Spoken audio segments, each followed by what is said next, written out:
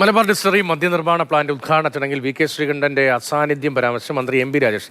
തറക്കല്ലിട്ടവർക്ക് ഉദ്ഘാടനം നടത്താനുള്ള ഭാഗ്യം പലർക്കും ഉണ്ടാകാറില്ല. ഇത് കല്ലിട്ട് ശല്യമുണ്ടാക്കുന്ന സർക്കാരല്ല, പറഞ്ഞത് നടപ്പാക്കുന്ന സർക്കാരാണ്. മദ്യ പ്ലാന്റിന് അനുമതിക്ക് മാത്രമല്ല വേഗമുള്ളത്, എല്ലാത്തിനും വേഗതയുണ്ടെന്നും എക്സൈസ് മന്ത്രി പറഞ്ഞു.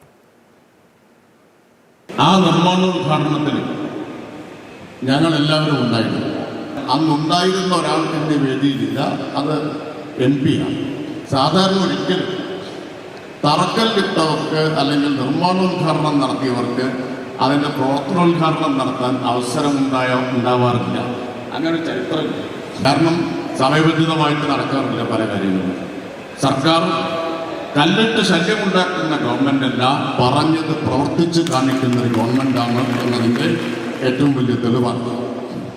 മദ്യപ്ലാന്റിന് അനുമതി ശരവേഗത്തിൽ എന്ന് ചിലപ്പോൾ ആക്ഷേപം വന്നേക്കാം. മദ്യപ്ലാന്റിന് മാത്രമല്ല കേട്ടോ, ഏത് സംരംഭവും ഏത് വ്യവസായവും ആരംഭിക്കാൻ ഇന്ന് കേരളത്തിൽ അതിവേഗത്തിൽ കഴിയും.